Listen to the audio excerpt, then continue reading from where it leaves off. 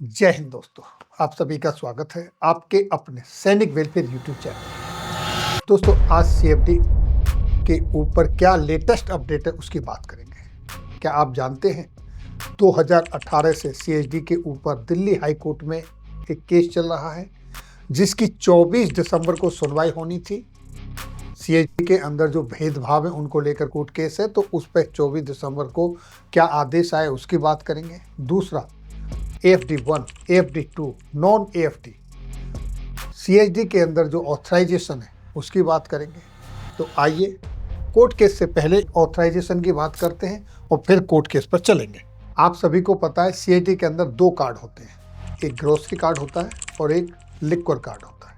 आइए पहले liquor card की बात करते हैं। लिक्वर कार्ड की अगर हम बात करें तो किस रैंक को कितनी कितनी बोतल लागू हैं लिक्वर की, ये देखिए आपके सामने। ये रैंक कैटेगरी के हिसाब से और ये बोतल का इंटाइटलमेंट। अगर हम चिप्स की बात करें, तीनों सेनाओं के चिप्स की बात करें तो उनके लिए कोई लिमिट नहीं है, कितनी भी वो उठा सकते हैं। लेफ्टिनेंट जनरल साहब की बात करें तो 14 बोतल इंटाइटल हैं पर मंथ, और अगर हम मेजर जनरल और ब्रिगेडियर साहब की बात करें तो वो 12 बोतल इंटाइटलमेंट है। अब देखिए, कर्नल साहब और ऑनररी कैप्टन यानी ऑनररी लेफ्टिनेंट, ऑनररी कैप्टन, वहाँ से लेके और कर्नल साहब तक 10 बोतल का इंटाइटलमेंट है। सर्विंग जेसीओ 7 बोतल, और अगर जेसीओ साहब रिटायर्ड हैं तो एक कम 6 बोतल का इंटाइटलमेंट है। सर्विंग जवानों की अप टू हवलदार 5 बोतल इंटाइटल हैं और रिटायरमेंट के बाद रह जाती हैं 4 बोतल। और इसी तरीके से अगर हमारी सर्विंग जवान नहीं रहता है तो उसके बाद उसकी विडो को 50% लिमिट है इंटाइटलमेंट। जिस भी स्टेटस में वो है उनका जो इंटाइटलमेंट है उसका 50% उनको मिलता है। तो ये है लिक्वर का इंटाइटलमेंट। अब यहीं पर एक और इम्पॉर्टेंट चीज़ है कि अगर आप लिक्वर जो हायर कॉस्ट के लेते हैं 2000 या उससे ऊपर की अगर लेते हैं तो उस समय आपका जो कोटा है उसका 50% आप ले सकते हैं। 2000 या उससे ऊपर कॉस्ट की 50% ऑफिसर्स के लिए है, 50% उनका कोटा है, जेसीओज के लिए और जवानों के लिए। लेकिन इसकी सबसे बड़ी बात यह है कि इसका एडवांस कोटा आप नहीं ले सकते। जैसे अगर आप नॉर्मल लिक्वर लेने जाते हैं, सीएचडी से सामान लेते हैं तो 2 महीने का आप एट ए टाइम ले सकते हैं, लेकिन अगर ये हाई रेट के लिक्विड ले रहे हैं तो वो आप एडवांस नहीं ले सकते, उसी महीने की ले सकते हैं। ये इसका है, और उसका जो बैलेंस कोटा बच जाता है वो आप बाद में ले सकते हो। नेक्स्ट देखिए, आपके ग्रोसरी की जो लिमिट क्या है ग्रोसरी कार्ड की, रैंक वाइज। यहाँ पर रैंक वाइज देखिए ग्रोसरी कार्ड की लिमिट क्या है आपकी। ऑफिसर्स के लिए ग्रोसरी की पर मंथ लिमिट है 11,000 रुपये। ऑनररी कमीशन ऑफिसर उनकी भी 11,000 है। दूसरा, जेसीओ और उनके इक्वलेंट यानी कुछ डिफेंस सिविलियंस भी होते हैं जिनको इंटाइटलमेंट होता है। एयरफोर्स, नेवी, सारे की बात हम कर रहे हैं, 8,000 रुपये। और आप देखेंगे अदर रैंक्स एंड इक्वलेंट, तो उनके लिए ग्रोसरी लिमिट 5,500। लिक्वर कार्ड के अंदर भी ग्रोसरी की कुछ लिमिट होती है। लिक्वर कार्ड जैसे कि आप यहाँ देख पा रहे हैं, ऑफिसर्स के लिए भी 2,500 रुपये है, जेसीओ जवानों के लिए भी 2,500 रुपये है, ये आप देखिए, ऑनररी के लिए भी बाकी। लेकिन ये डिफेंस सिविलियन के लिए लिक्वर कार्ड ये ऑथराइज लिक्वर नहीं है। किसके लिए नहीं है? PB1 एंड 2 डिफेंस सिविलियन जो ऑफिसर्स होते हैं जिनका पेमेंट डिफेंस एस्टीमेट से होता है, उनके लिए लिक्वर कार्ड ऑथराइज है, लिक्वर ऑथराइज है। अब टोटल जो आपकी लिमिट बन जाती है वो देखिए 11,000 और 2,500। तो इस तरीके से पर मंथ ऑफिसर्स की 13,500, जेसीओज जो ऑनररी कमीशन है उनकी भी 13,500, जेसीओज की 10,500 और अदर रैंक्स 11,000। और ये डिफेंस सिविलियन PB1, 2 एंड 3। इसी तरीके से AFD2 की जो लिमिट है वो देखिए ऑफिसर्स के लिए 1 लाख रुपए है, ऑनररी कमीशन ऑफिसर्स के लिए 1 लाख है उनके लिए भी, और जेसीओज के लिए और उनके समकक्ष 75,000 और 75,000 ही है आपके अदर रैंक्स इन उनके इक्वल। और जो डिफेंस सिविलियन है पे बैंड के हिसाब से उनकी ये लिमिट है। तो ये यहाँ पर अगर आप देखेंगे लिक्वर कार्ड की जो लिमिट है वो सबकी एक समान है लिक्वर कार्ड की, बाकी जो लिमिट है वो अलग अलग है। ये 1 महीने की लिमिट इसलिए भी ज़्यादा है कि अगर आपको कुछ नॉन एफडी आइटम लेने हैं, जो आपके कुछ आइटम ऐसे हैं कि अगर आप कोई मैट्रेस वगैरह खरीदते हैं या आप कोई एयर प्यूरीफायर खरीदते हैं, आरओ खरीदते हैं, इस तरह के आइटम खरीदते हैं तो उनकी कीमत ही इतनी हो जाएगी कि फिर आपके लिए ग्रोसरी के लिए तो कुछ सामान खरीदने का पैसा बचेगा ही नहीं आपकी लिमिट में। तो इसलिए ये एक लिमिट थोड़ी ज़्यादा है। अब देखिए आगे आपके जो FD1 आइटम, जैसे कि आपके ऑथराइजेशन क्या है। अगर कार की बात करें तो पे लेवल 3 to 5 4 कार ऑथराइज है, सर्विस और रिटायरमेंट दोनों टाइम को मिला के फुल लाइफ टाइम 4 ऑथराइज है और 8 लाख रुपए तक की लिमिट की वो कार खरीद सकते हैं। लेकिन इसमें टैक्स वगैरह लगता है तो वो 10 तक पहुंच सकती है। और इसके साथ अगर आप EV इलेक्ट्रिक व्हीकल लेते हैं तो इसके लिए 5 लाख रुपए की एक्स्ट्रा कॉस्ट तक की आप ले सकते हैं और हर 8 साल के गैप पे आप खरीद सकते हैं। लेकिन पहली कार आपको 5 साल की सर्विस के बाद ही मिलेगी। और पे लेवल 6 to 9 यहाँ पर पूरी लाइफ टाइम 5 कार ले सकते हैं 10 लाख रुपए की वैल्यू की। यहाँ पर टैक्स नहीं है, अगर टैक्स वगैरह जुड़ जाते हैं तो ये 12 साढ़े 12 भी हो सकती है।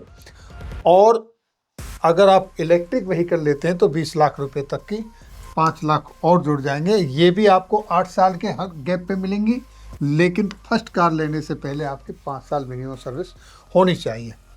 पे लेवल 10 से 18 की बात करें तो यहाँ 20 लाख रुपए तक की आप कार खरीद सकते हो, टैक्स लग के और जुड़ जाएगा। और यहाँ भी 5 लाख रुपए इलेक्ट्रिक व्हीकल का एक्स्ट्रा लिमिट है और ये हर 8 साल के गैप पे आप ले सकते हो।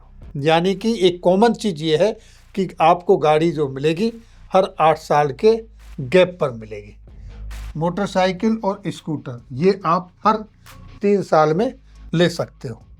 जैसे आपको AC हैं, 4 AC ले सकते हो आप 4 साल में, TV ले सकते हो 2 4 साल में। यानी 4 साल में 2 TV लेने, या तो आप एक ही बार में 2 ले सकते हो, फिर 4 साल के बाद ही मिलेंगे, या आप आगे पीछे करके भी ले सकते हो। इसी तरीके से रेफ्रिजरेटर, माइक्रोवेव ये एक ऑथराइज है 4 साल में, 4 साल के बाद दोबारा आप ले सकते हो। तो इस तरीके से ये आपके आइटम हुए। नेक्स्ट देखिए नॉन FD आइटम्स की अगर हम बात करें ऑथराइजेशन, तो जैसे कि ये ईयरली ऑथराइजेशन, साल में आप कितना ले सकते हो। जैसे पंखे हैं वो आप 6 ले सकते हो, आप गद्दे लेना चाहते हो, मैट्रेस, सूटकेस लेना चाहते हो, घड़ी खरीदना चाहते हो, गीजर है, RO है, ये बड़े बड़े आइटम हैं। लेकिन ये लिमिट आपके सामने दी हुई है, साल में एक बार ये आइटम आप ले सकते हो। दूसरे नॉन FD आइटम ये हैं, जैसे मंथली जो आप आइटम खरीदते हो, साबुन, तेल, बिस्कुट, शेविंग क्रीम, इस तरीके के आइटम हैं। ये सारे आइटम आपके मंथली हैं। इनके पूरे अगर आपको ये देखने हैं सारे के सारे टोटल, तो ये आप CHD की वेबसाइट पर जाएं, CHDindia.gov.in, और यहाँ पर आपको सारे वो आइटम्स मिल जाएंगे। वो आप एक एक करके देख सकते हो। आपको हाउस होल्ड रिक्वायर्ड क्या है, जनरल आइटम्स क्या है, वॉचेस हैं, ये कहाँ कहाँ क्या क्या आइटम है, और इससे रिलेटेड जितने भी अपडेट आते हैं, इम्पोर्टेंट इन्फॉर्मेशंस वगैरह, वो आप यहाँ पर अपडेट आपको मिलता रहेगा। कौन सा नया आइटम आया, न्यू अराइवल क्या है, ये सारी की सारी इन्फॉर्मेशन आपको यहाँ मिल जाएगी। तो ये थी आपके कार्ड की जो ऑथराइजेशन लिमिट है उसके हिसाब से जानकारी। अब चलते हैं दिल्ली हाई कोर्ट में, जो 24 दिसंबर को आपकी सुनवाई थी CHD के ऊपर जो कोर्ट केस चल रहा है उसके वर्डिक्ट के ऊपर, वहाँ से क्या ऑर्डर पास हुआ है उस पर चलते हैं। तो आइए दोस्तों अब देखते हैं दिल्ली हाई कोर्ट में क्या हुआ। देखिए हाई कोर्ट ऑफ दिल्ली ये है आपका केस नंबर है और ये 24 दिसंबर 2025 को आपकी हियरिंग हुई, लेटेस्ट 24 दिसंबर 2025 को। अब देखिए केस चल कब से रहा है, आप यहाँ देखेंगे, ये देखिए सेम कोर्ट नंबर है आपका, रिट पिटीशन सिविल 7659/2018 2018 में ये आपका केस दाखिल हुआ था, तब से अभी तक चल रहा है। अब देखिए, अब अगर हम यहीं पर क्लिक करेंगे तो आपको कॉपी मिलेगी। तो देखिए दोस्तों, ये फर्स्ट डे जब ये 24 जुलाई 2018 को हियरिंग हुई उसका ऑर्डर है, और उसके ऑर्डर के साथ साथ अगली जो डेट दी थी वो 15 नवंबर 2018 की दी थी। अब हम फिर से वापस चलते हैं, तो 2018 से लेकर अब देखिए ये 2025 24 दिसंबर 2025 तक, इस पर 7 साल हो गई सुनवाई होते हुए। अब एक एक करके लेटेस्ट आप देखिए इनके ऑर्डर क्या हुए। आप यहाँ क्लिक करिए, केस लिस्टेड ऑन 29 अप्रैल 2026। अब अगली तारीख 29 अप्रैल 2026 की है, यानी कि 24 तारीख को सुनवाई नहीं हुई, आपको मिली एक नई तारीख। अब इससे पीछे फिर अगली पहली तारीख पर अगर हम चलते हैं तो आप देखिए, पहले जो तारीख थी वो थी 10 सितंबर 2025। तो अब देखते हैं 10 सितंबर 2025 को क्या हुआ। 10 सितंबर 2025 को फिर से केस लिस्ट हुआ 24 दिसंबर का, जो अभी हमने देखा। तारीख मिली और कुछ नहीं हुआ। इससे पीछे की तारीख पे चलते हैं। अब देखिए 7 मई 2025 को इससे पहली तारीख थी, तो उस दिन क्या हुआ था आप देखिए, उस दिन भी आपको एक तारीख मिली, ऑर्डर कुछ नहीं, सिर्फ एक तारीख मिली, सुनवाई नहीं हुई। अब फिर से इससे एक पीछे की तरफ चलते हैं। अब देखिए अगली तारीख कब थी, अगली तारीख थी 12 मार्च 2025, और इसका भी देखते हैं कि क्या फैसला हुआ, क्या उस दिन बताया, आदेश हुआ कोर्ट में। उस दिन भी मिली आपको एक तारीख, 1 साल कोई हियरिंग नहीं। अब ये 2025 का रिकॉर्ड है। अब 2024 की जरा हम बात करें, पीछे चलते हैं फिर से। 2024 की 28 अक्टूबर 2024 को तारीख थी, तो उस दिन क्या हुआ जरा देखें। उस दिन भी मिली एक तारीख। तो इस तरीके से तारीखें मिल रही हैं, तारीख पे तारीख मिल रही हैं, लेकिन कोई भी सुनवाई नहीं हो रही है। अब ये कड़वी सच्चाई है कि कोर्ट से तो सिर्फ तारीख ही मिलती हैं। अगर सुनवाई करनी है तो जो पैरोकार है वो करवाता है। अगर पैरोकार एक्टिव है, पैरोकार लगा हुआ है, तो सुनवाई हो जाएगी। अगर पैरोकार ढीला पड़ गया तो कुछ नहीं होगा। आपको पहले छोटी तारीख मिलेंगी, फिर आपको 6 महीने की, 4 महीने की तारीख मिलेंगी, फिर साल की तारीख मिलेंगी, और एक दिन आपका केस बंद हो जाएगा। तो 2018 से लेके 2025 तक पिछले 7 साल में यहाँ या तो तारीख मिली है या तारीख मांग ली गई है। अगर उस दिन सुनवाई भी हुई है तो अगली तारीख मांग ली गई है। कभी वो तारीख पिटिशनर ने मांगी है तो कभी वो तारीख रेस्पोंडेंट ने मांगी है। तो ये थी जानकारी CID के जो आपकी ऑथराइजेशन है AFD 1, AFD 2, non AFD grocery and liquor card की, उसके ऊपर। दूसरा जो कोर्ट केस का डेवलपमेंट था उसके संदर्भ में। इस पर आपकी क्या राय है, क्यों तारीखें बदली जा रही हैं, क्यों नहीं सुनवाई हो रही, अपने कमेंट्स अवश्य दें।